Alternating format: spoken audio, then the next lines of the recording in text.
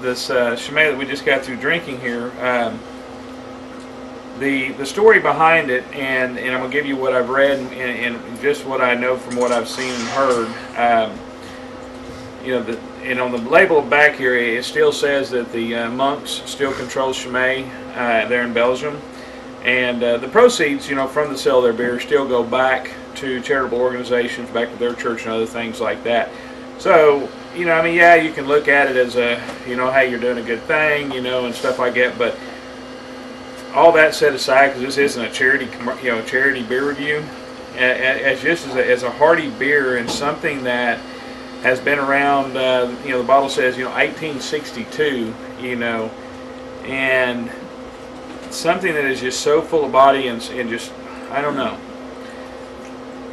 it's enjoying something that's just been, you know, traditionally handed down, and they haven't changed it. You know, they've kept it the way it was traditionally made. And I really wouldn't call it an acquired taste. What I would say, you know, is if you only like drinking, you know, Budweiser or Miller or something like that, that style of beer, you know, then you don't want to go to Chimay. But if you enjoy new adventures and beers that actually have some body to them and some actual extra flavors that you're going to, you know, be able to smell, be able to taste, things like that, I would encourage you to go get one. They aren't cheap. Stephen, how much do you say the big bottles were? I think those were about 17 to 18 a piece. Okay. See, I've never seen a bottle like this, and I actually asked Stephen if I could keep the bottles just because I like Chimay. The only bottles I had ever had was, you know, in a restaurant or something like that were the smaller bottles, and it's just, you know, it's really, really neat. All right, uncork the next one. Oh, I would be glad to. This is the Chimay Ale. The yellow label. Okay.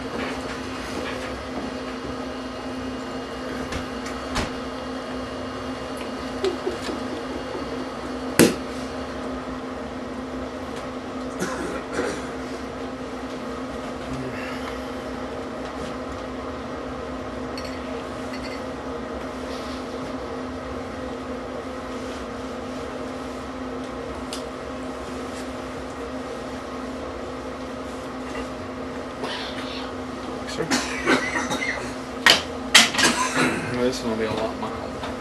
Oh yeah. Yeah. They want. Yeah, I don't think you're going to have You're not going to have as much, I think, as Topsy. The bold. Yeah.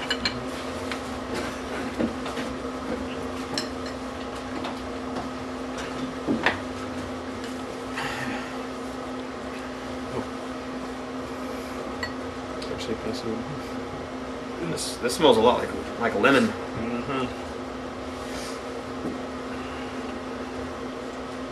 The Belgian yeast is still there. That's something, you know, is the protected waters. That's something you ought to read about that. I think it's such a, you know, it smells like a slight, very light. Would it smell like a wheat to you? I smell honey in it too, I think. You know. I mean, like a wheat and a lemon. And it's got a sweet side to it. It's 22 degrees outside, so it's a little hard to smell. All right, gentlemen.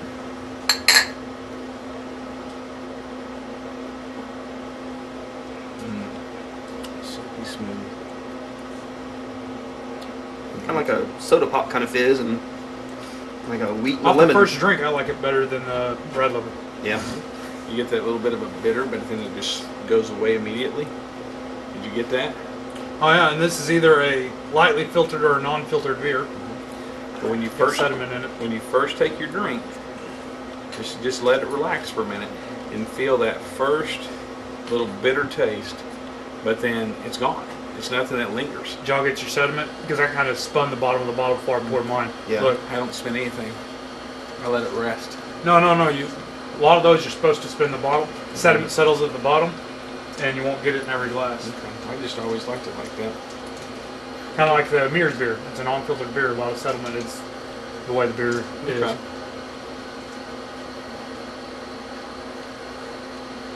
I've been afraid of bruising it. But does anybody pick up on that little bitty bitter taste that's right there and then it goes away? Yeah. I think that's what's neat. It's not a lingering one. Probably about a what? 50 IBU. Just a touch. I don't think it'd be that 40. high. Yeah. I'm getting biased anyway. I hadn't even got into the beer yet. Oh, I'm sorry. I'm really not trying to be biased, folks. I mean, I'm trying to be fair. It's like a light wheat beer. Little, very slight Belgian yeast and like a coriander or like a lemon. It's a beer that, you know how you watch people pick up a beer and just start drinking a beer, you know. Yeah. It's a beer that if you've seen somebody doing that to you, you just want to throw something at them. There, that's where they get all the money. Yeah, no kidding. If you're going to go to a little beer like that, because what's the alcohol percent on this one? This one's 8. Yeah. So, number one, you guzzle too many of those right there, you ain't going to be drinking too many beers. If you chug a couple bottles of that, you'll be feeling pretty good. Yeah. Those big bottles.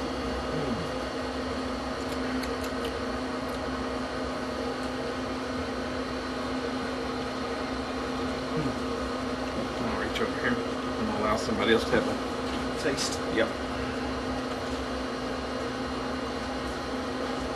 Steve.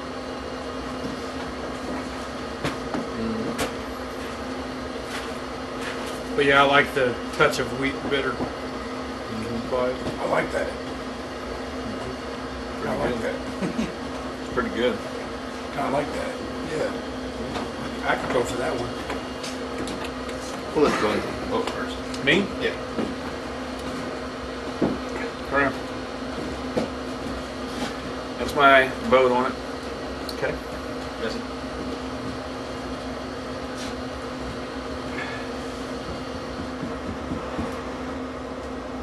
Done? No, not yet. Got 2 numbers going in my head. Really? Okay, Steven. Better than what you did the other time. It's a little more hoppier than the other one. Kind of like it a little better. I give it a 9. I couldn't decide between 8 and 9, so I just said screw it and went with 8. So Jesse, I mean, it's pretty cool though. I mean, if it's the first 2 Chimays, I mean, you've given the same score. I went ahead and gave it another 10. Because I honestly love all the Chimays, and I'm not trying to be. Have you had Blue Label yet? Yes. That's one you had. Yeah. Blue Label is what I have had the most. But I like all 3 of the Chimays. There's a place here in Oklahoma that you can actually sit down at a restaurant and have them, or you used to be able to, and that was Old Chicago in Midwest City. You could actually go in there and have them. And that is actually, it was back in probably about 2006, 2007 is when I first was introduced to Chimays through a fellow coworker out at the base. And I really liked them, but I mean, it was hard to find them anywhere after that, because of Oklahoma and the way their laws and things like that are. Now, how Old Chicago was able to have them at the time, I don't know, Oh, they can have them. Well, with the alcohol percent, I just didn't know if they could. Yeah, restaurants and bars can still have it. Okay. Like Buffalo Wild Wings, I've gone in there on Sundays before, and they will not serve me my Dos Equis. Because it is a 6-point beer, and liquor stores aren't allowed to be open on Sunday, so they are not allowed to serve the 6-point beers. I love the great state of Oklahoma, but we sure need to change our liquor laws. All right. All right, we can go to the next one. Sounds good. All right. Yes, sir. There you go. Thank you.